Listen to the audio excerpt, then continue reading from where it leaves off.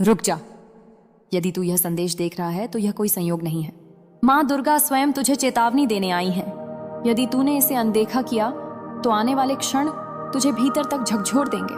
अब ध्यान से सुन मेरे प्यारे बच्चे, मैं तुझे स्पष्ट रूप से सचेत कर रही हूँ। तू फिर वही भूल करने जा रहा है, और यदि इस बार तूने स्वयं को नहीं रोका तो इसका परिणाम बहुत गंभीर होगा।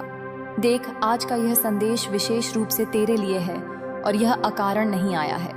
यह उस परिस्थिति के विषय में है जहां कोई ऐसा व्यक्ति है जिसे यह बात बिल्कुल सहन नहीं हो रही कि तू अब उनके मायाजाल से मुक्त हो चुका है।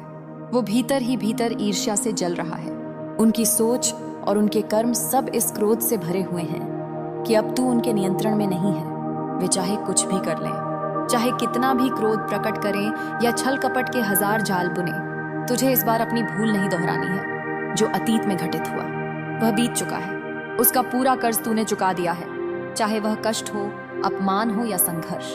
किंतु अब तुझे स्पष्ट चेतावनी दी जा रही है। इसे स्वीकार कर। यह खतरे की घंटी है। यह कोई साधारण बात नहीं, अपितु तुझे सुरक्षित रखने के लिए एक दैय संकेत है। तेरी पहचान ही तेरा निर्मल हृदय है। मैं जानती हूँ कि तेरे हृदय में किसी के लिए कोई छल कपट या दुर्भावना नहीं है। तू प्रतिशोध लेने में विश्वास नहीं रखता। बदले का विचार तेरे मन में कभी नहीं आता।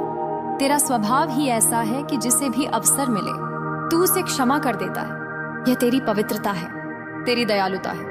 किंतु यही अच्छाई कभी कभी तेरे लिए संकट बन जाती है। लोग जानते हैं कि तू क्षमा कर देगा, और इसी का लाभ उठाकर वे बार बार वही खेल खेलते हैं, तेरे साथ और कभी कभी तेरे परिवार के साथ भी। इस समय एक बात बिल्कुल स्पष्ट है, कोई षड्यंत्र फिर से रचा जा रहा है। तुझे फंसाने की कोई योजना बन रही है, और इसी कारण तुझे रोका जा रहा है।